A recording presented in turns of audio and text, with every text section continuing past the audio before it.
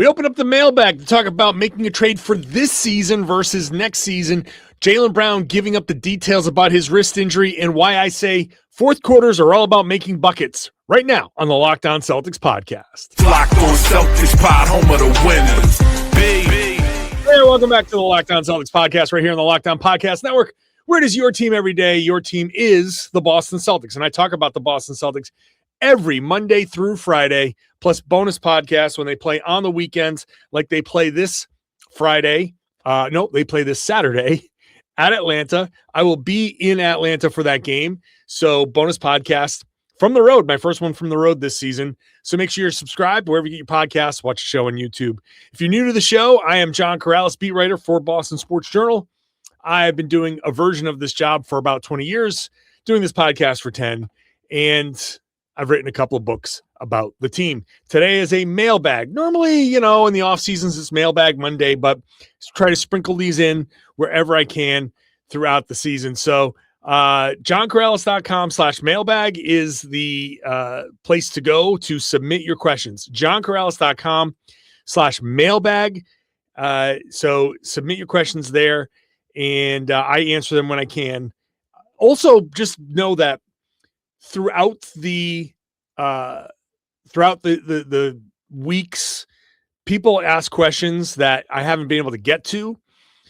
I answer them kind of organically throughout the course of the podcast. So of course I want you to listen all the time, but just know that sometimes you ask questions that I do answer sometimes somewhere else, just in the natural course of the podcast. Okay, later on, we'll get into the fourth quarter scoring, making a trade with Anfernee Simons, who's outperforming their expectations. Jaylen Brown's wrist injury.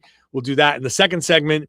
But first, I want to get into Ted, who said the no ceiling quote from Brad is proving to be prophetic. Side note, he said he's not going to put any ceilings on this team. And so back to Ted's question. Joe has tinkered with this roster masterfully. It feels like playing it through with this group is the best option. Trade market for scoring guards is weak. And if Simons is dumped for a bench warmer, it kind of will kill the mojo. And who's going to score off the bench?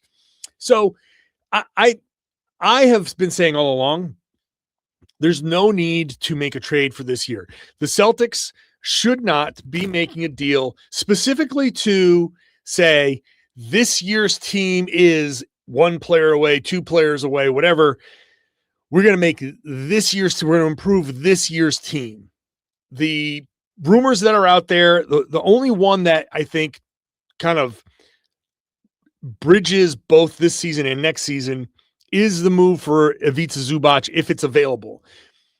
That would address this year, that would address next year, and they can move forward. I think this year's team, this is, we keep calling it a gap year, but I think what this is more like is one of those, like, I forget what they call them. It's an episode of TV, like what do they call it? A capsule episode.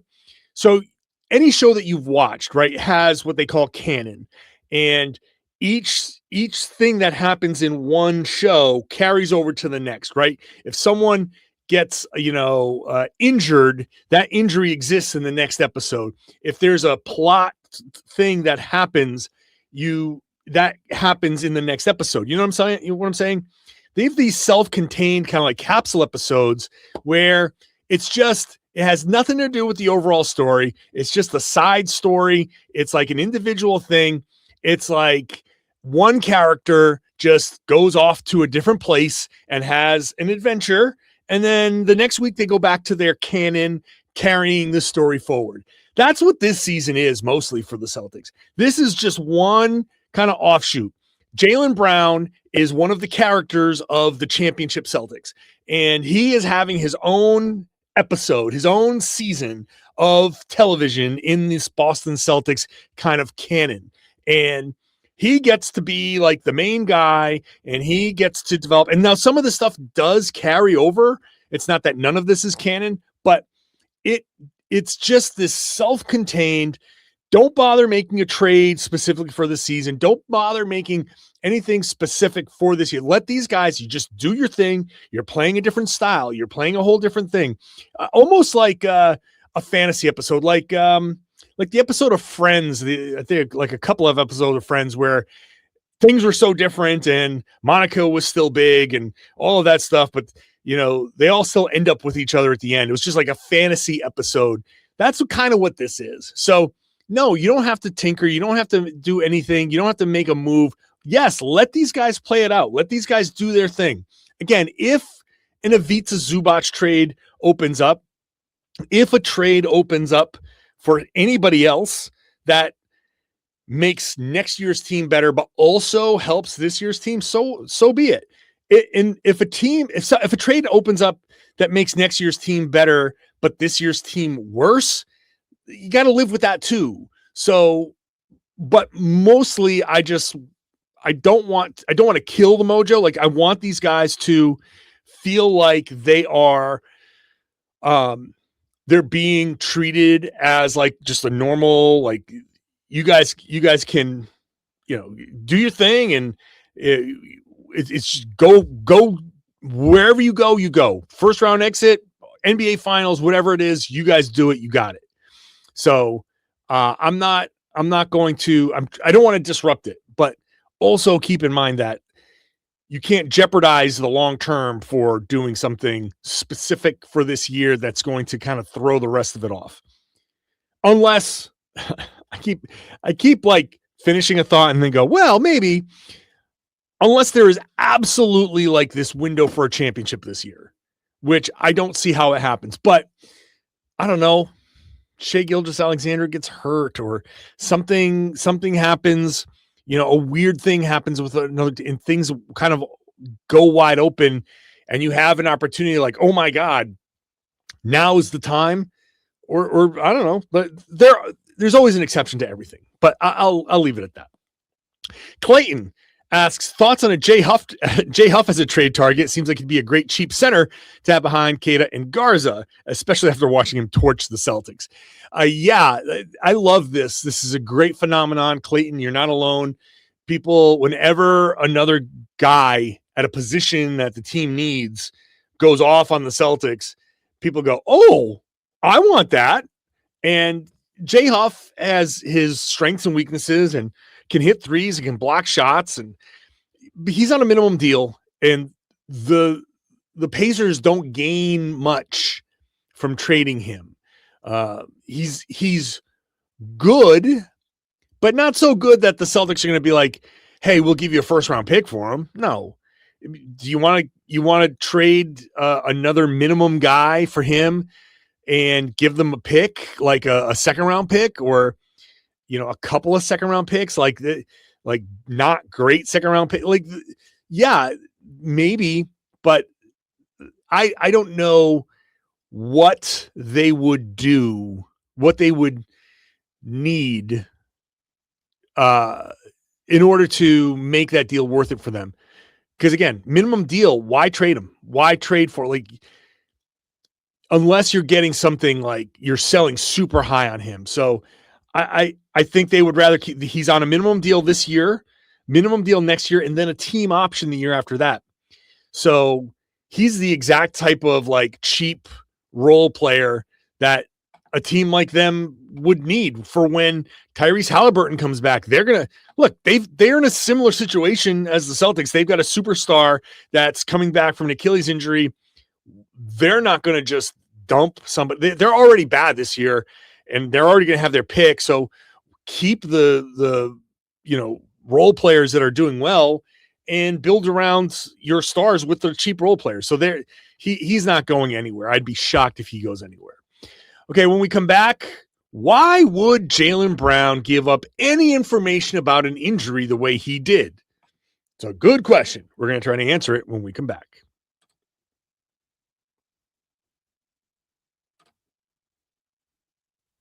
I carry a lot of responsibility in my household. If something happened to me, there would be serious consequences. We have a mortgage. We got tuition. We got everyday bills.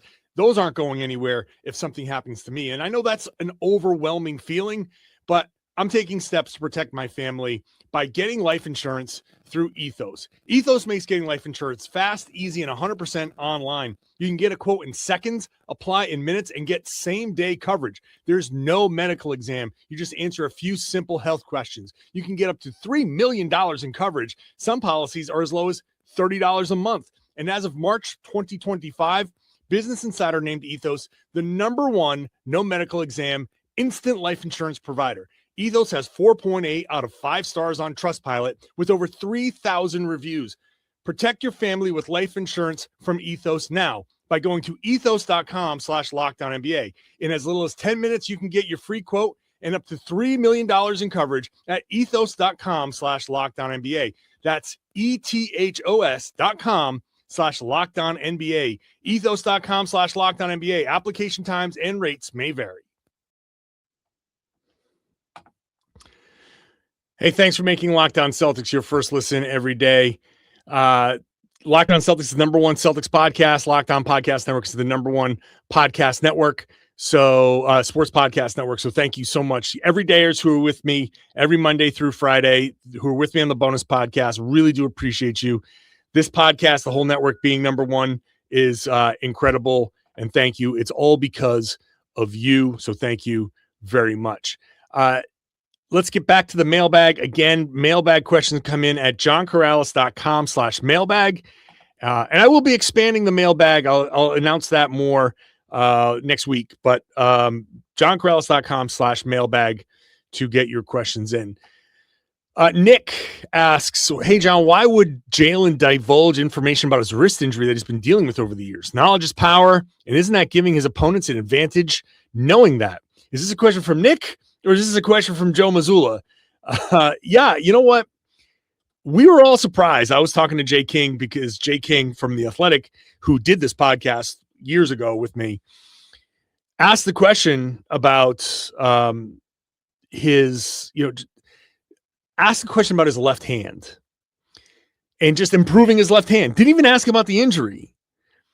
And all of a sudden, Jaylen just went into this whole big thing of, this and that, and I tore every ligament. And he mentioned this on his stream, but he went into great detail here.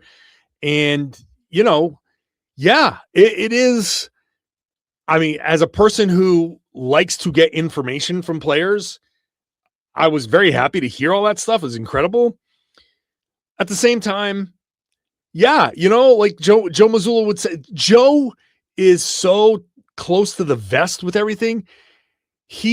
If he perceives that he can gain any edge at all, the slightest, tiniest, little teensy edge, he will try to take it.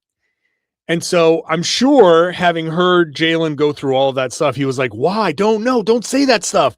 And I wouldn't be surprised at all. I have no inside knowledge of this at all, but I wouldn't be surprised if he went to Jaylen and was like, hey man, don't give people information about your injuries. Don't let them know that if they hit your wrist, you won't be able to move it, because what's going to happen? Game 1 of a playoff series, and he goes up. You don't think somebody's going to say, hey, man, if Jaylen's going up, take the foul and just slap at that left wrist. Really target it. And watch for it. We should clip this, on January 15th. And say, okay, April, whatever, first game, is someone going to target Jaylen's left wrist? And let's see how that goes. Because he said, if you hit it the right way, it won't be able to move for a couple of weeks. So this is like the push and pull, because I want to hear all of this stuff. I want all this information. Joe definitely doesn't want it out there. And part of the reason why guys don't give information is they don't want bulletin board material. They don't want to give out advantages and all of that stuff. So from that perspective, I don't know. A big shrug for me. I have no idea. But I appreciate Jaylen kind of being more open. Chris asks, since this has been a surprisingly successful start to the season, which Celtics have outperformed expectations the most this year? Well, since we're talking about Jaylen, I think Jaylen is one. maybe not at the top of the list, but outperforming expectations in that I thought he would be good in a number one role, but this good, like third on the NBA's MVP ladder, that's incredible. So he definitely deserves credit for outperforming his expectations. I think maybe the biggest answer, though, is Neemias Queta. Again, I know that there are some Nemi fans who you're sitting there listening and being like, no, I knew it. Like, okay, I appreciate you saying that you knew it. I think that there is a lot of faith going on there. And I still will say that the general expectation was not this. He's been incredibly effective. His progression has been phenomenal.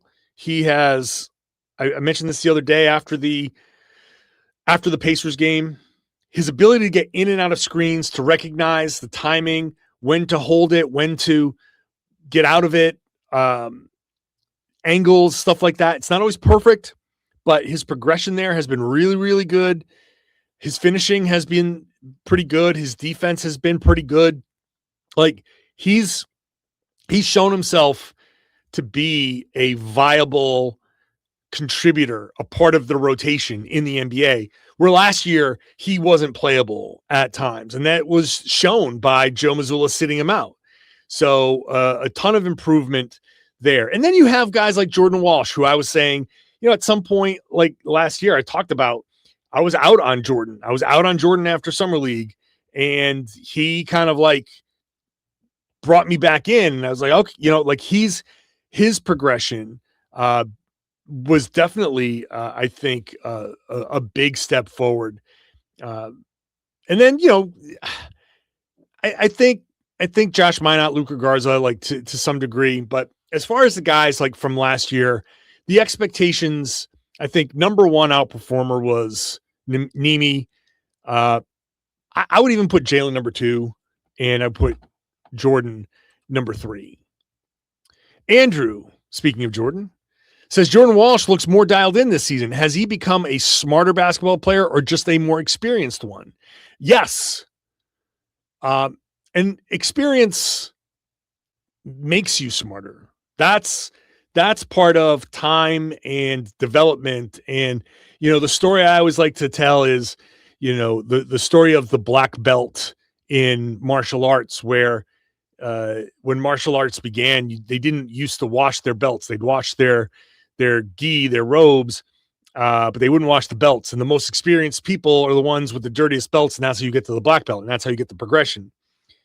And that's kind of like what Jordan is experiencing. The, going from a white belt to a yellow belt to a brown belt, like that type of progression of, as a basketball player, the experience is what makes you smarter.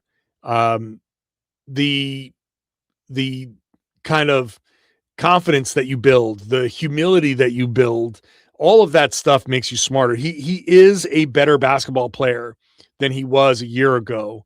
And the opportunity is what helps as well. Getting that opportunity.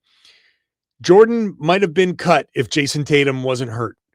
Like it's okay to say that, because it's sometimes you need that kind of luck. Sometimes you need a thing to break your way, and it's nothing wrong with that. Just how it is. An event happens. You don't root for an event to happen, but an event happens, right? Whatever it is. Was it Mo Lewis hits Drew Bledsoe and nearly kills him, and Drew has to go to the hospital, and Tom Brady steps in and he becomes the greatest quarterback of all time. Now you'd think at some point he would have won that job anyway, but in that moment, he didn't root for anything to happen, but he stepped in and he got the job and he became Tom Brady. Like that thing sometimes happens to players. You don't know when a person is going to experience an event and benefit from that event, positive or negative. So I do think a few things have gone Jordan's way. Now he has been a little up and down recently, but he has shown that I think he can play a role on this team moving forward. He has the opportunity to carve out rotation minutes with the Celtics. And if for some reason it's not with the Celtics, he's proven that somewhere he can stick in the NBA. Like, I don't think his standing in the NBA is in jeopardy anymore. So all of that stuff, all of it has played into Jordan, like the hard work, the opportunity, the experience, all of it, the coaching, you know, he deserves a ton of credit for sticking with it. The team, his teammates deserve credit for sticking with him and pumping him up. The coaches for developing him, the team for keeping him, you know, circumstances, a little bit of luck. You need all of that stuff in this stew, in this gumbo to come together and make it taste good. And that's where Jordan Walsh is. All right, we're going to come back. We're going to talk about Anfernee Simons and the market, his trade market. We're going to talk about fourth quarter getting buckets and more when I come back.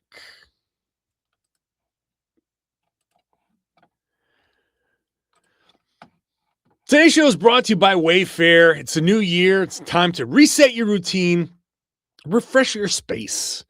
You know, you're spending more time at home. You might as well love how it looks and how it feels. So that's why you go to Wayfair. It's a one-stop shop to get your home back on track. You got bedding, you got mattresses, storage solutions for every room. Wayfair makes it easy to start the year fresh, whether you need a whole full home refresh, or maybe you're just updating one room, maybe just updating the bedding. You know, a little bedding you change can make the whole room feel different. It's all there on Wayfair. My wife and I are constantly on Wayfair, you know, refreshing a room here, refreshing a room there. Sometimes the room that I painted red, we don't like the red anymore. Let's paint it a different color, which means maybe some of the furniture needs to change. Maybe we need to put some of it up for sale and go buy some other stuff from Wayfair. So it's very easy. Delivery is smooth. It arrives exactly as expected. It's, you know, it's right to your door. It's so easy to shop and get it delivered. Get organized, refreshed, and back on track this new year for way less. Head to wayfair.com to shop all things home. Wayfair, Wayfair. Every style, every home. Thank you for making Locked On Celtics your first listen every day. I would love it if you became a member of the Everydayer Club. The Everydayer Club has ad-free audio, access to our Discord server, merchandise drops. All of that stuff is there at lockedonceltics.supercast.com, lockedonceltics.supercast.com. $5 a month, or if you want to pay in advance, $50 for the year. That gets you a couple of months free. So go check that out wherever you go. Check it out, lockedonceltics.supercast.com. All right, back to the mailbag. Again, mailbag questions come in at johnkaralis.com/mailbag, johnkaralis.com/mailbag. And again, next week I'll announce that, again, I guess some announcements coming up, but expanding the mailbag is one thing that's going to happen for sure. So johnkaralis.com/mailbag, get your questions in. I will be answering them for you. Okay. Ted wants to know about trading Anfernee Simons. Does Anfernee strengthen the market for his services or become too expensive to keep in free agency next year? I'm not sure how to think about this. Now, I have mentioned this a bit. I think Simons is playing well enough where he may outpace what the Celtics can offer him, but also like there are other factors here. Who has cap space? Not a lot of teams. Where are they looking to spend their money? Where have they spent their money already? And what could Simons demand? What could he get? And what role is he going to get? I have been very vocal about this. I think Anfernee Simons, mid-level deal.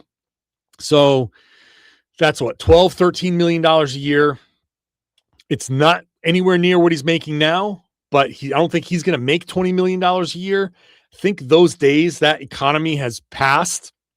Nowadays, I think what he can provide is I mean, maybe some team can give him 15 million, but the cap space to give him 15 million, it's not out there from a lot of teams. Brooklyn has it. A couple other teams can have it depending on the moves that they make.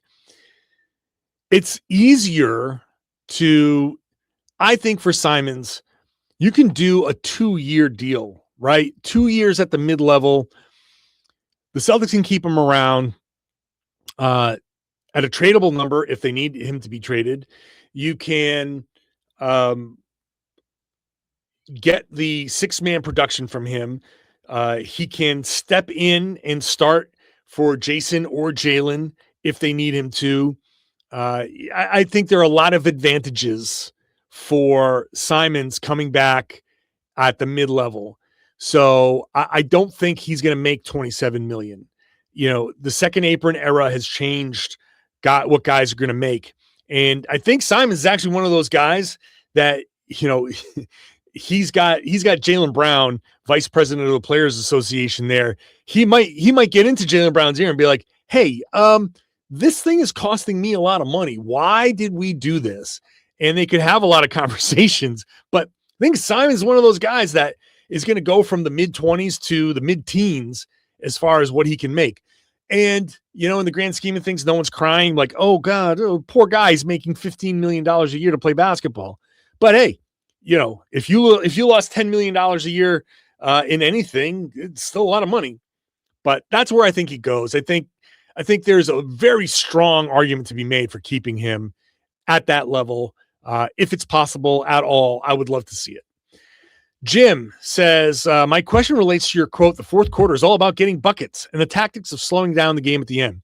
Would you rather kill clock, play against a set defense, or run a fast break with a chance to score against cross matches and maybe be up 5 instead of 3, and then trust your defense? My eye test across the league often tells me that most teams, coaches, players prefer the first option while I'm screaming at the TV, why are you not running after a long rebound or leak out? Okay. It depends. As always, a lot of this stuff, the answer is it depends. Who do you have on your team? What kind of defense are you facing? Are you going up against Rudy Gobert or Victor Wembanyama, or are you going up against a team without a traditional big? What are you trying to accomplish?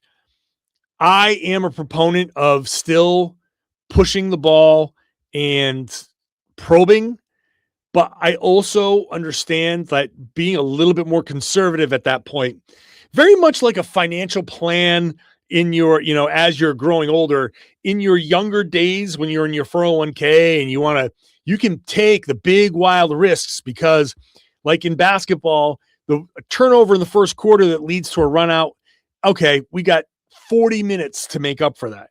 In your 20s and 30s, you got a lot of time to make up for the wild swings of the market. When you get to be my age and older, you start to take a more conservative approach. You're like, I really don't want to be losing any money right now. I want to invest in safe things because I've put money in all this time. I've built up a lead with my money, and now I'm just going to invest in things that I just want to make money. I just want to make baskets. I want to get buckets here. And then at the end of the game, I want to leave with a big lead and not be, you know, prone to the wild swings. Follow me? You don't want to do things that are going to cause a lot of turnovers. You don't want to take, like, yes, you want to run out after the long rebound, but you don't want to take some of the chances with some of the long lead passes. You don't want to put yourself in a position where the other team makes a hustle play, a crazy play. You want to, the game naturally slows down because you want to limit the mistakes. If you have great individual scorers, you want to put them in position to make their plays. And so draw 2, swing the ball, and then attack, make a pass, that's fine. But a lot of times, this is where the pigeon hunting comes in. This is where Jaylen wants the matchup. And I've got Duncan Robinson on me. And I'm going to go score against Duncan Robinson because I'm Jaylen Brown and I'm an MVP candidate and Duncan Robinson sucks at defense. That's where you want your fourth quarters to go. And if you can find a team with a weakness that has those guys out there, that's more preferable. You pay your stars to make these plays. And so there is absolute merit. I want to see some offense run. I want to see picks and plays, and I want to see them execute. But also, you can't get too crazy with it because you absolutely want to limit the mistakes, and you want to give the guys who can make the baskets the chance to make their baskets. However they do it, they do it. If there is opportunity to run, sure, absolutely do it. Go out, get your layup, come back and defend. But you got to be sure. You've got to be sure. And at that point in the game, fourth quarter, 5 minutes left, 4 minutes left, 3 minutes left, I'd rather, err on the side of caution.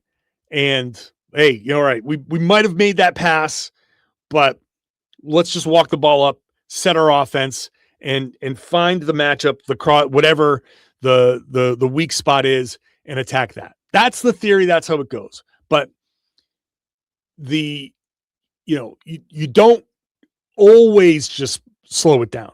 If there are opportunities to do it, you do it. You run, you set your picks, set your offense, run some off-ball actions. There's nothing wrong with off-ball actions. Like, do something that could maybe spring somebody open. Like, absolutely take that chance, because you get two guys on the left side while the ball is on the right side, and somebody gets confused and someone makes a cut. You can make that pass, no problem, and get an easy bucket. So you still have to do that stuff. You just got to be more careful. That's the fourth quarter. But make the buckets. I don't care how you get buckets in the fourth quarter, just get the buckets with a lead. If you've got a lead, you just got to get the buckets. The other team can't come back if you're scoring. Finally, Zoltaro, that's not the real name, but that's the name you put in. I like that Zoltaro specified this is not my real name, because I guess I would say, wow, what a cool name, Zoltaro. Very complimentary here. Said, this is my question, which is kind of random. How much, if at all, do the various Lockdown hosts ever get together? Are there certain other hosts that you know well? I know obviously everyone is probably pretty spread out across the country, but just curious. I like ending on these fun questions. You can ask these questions, by the way. You can ask fun, silly, a little more personal, a little bit more me-centered or fun-centered, whatever, which I save for like the last question on these mailbags. Excuse me. But we are all in our individual cities for the most part. Like, some people do cover a certain team from a different city, because a lot of people, I am one of a growing number of hosts, but not all of the hosts are able to do this full time. This is my full-time job. And so some people do this as a side thing, which is what I used to do. And luckily, thanks to you, the show has grown where I can do it full time. But I do know some of the hosts better than I know some of the others. Very good friends. Jake Madison, who I do Locked On NBA Game Night with on Wednesdays, which, hey, if you missed last night's games, I'm there at this point when you're listening to it two podcasts ago. But regardless, I just went to his wedding a few weeks ago, so know each other very well. Jeff Garcia, Locked On Spurs, one of my best friends. I know some of these other guys. Tony East, Locked On Pacers. I've hung out. Like, I tend to like Wes with Locked On Heat. Wes Goldberg with Locked On Heat. Guys that I will chat with. So, I know to some degree. But there are people that I don't know very well. But as I go to new cities, like we'll hang out. We haven't done like a big like get together, conference, but maybe we should. Maybe that's going to be the next thing that we do. But there are a lot of Lockdown hosts across like all of it. We got hundreds at this point. So, but it's really cool. It's really cool, and I appreciate how much we've grown. And the NBA channel it is a pretty tight knit channel for the most part. The NBA hosts, we have our group chats and all of that stuff. And even people I haven't met in person, I've talked to on video chats forever. So it is really cool. They're all really top-notch people. Like we're really lucky. The Locked On Podcast Network, the Locked On NBA side is full of great hosts. Matt George, who no longer does Locked On Kings because he got a radio gig out there and does a podcast for their radio station, was awesome. Those are the types of people that are on this network. So that's why we're number one. It really is why we're number one, because this is like a group of people that are passionate and really good at their jobs, but good people. So thank you for that question, Zoltaro. Thank you, everybody. Again, mailbag questions come in at johnkaralis.com/mailbag. The mailbag will be expanding. I'll get more to that next week. So make sure you submit the questions there. Many more questions will be answered moving forward. So thank you for the questions that have come in, and thank you for the questions that are going to come in. Thank you for listening. Thank you for watching. If you want to be part of the Everydayer Club, LockedOnCeltics.supercast.com, $5 a month or $50 for the year gets you ad-free audio, gets you access to our Discord server, merchandise drops, and all that stuff. Now I would love it if you share the podcast. Tell everybody they should be listening to and watching the Locked On Celtics podcast here in the Locked On Podcast Network. It's your team every day.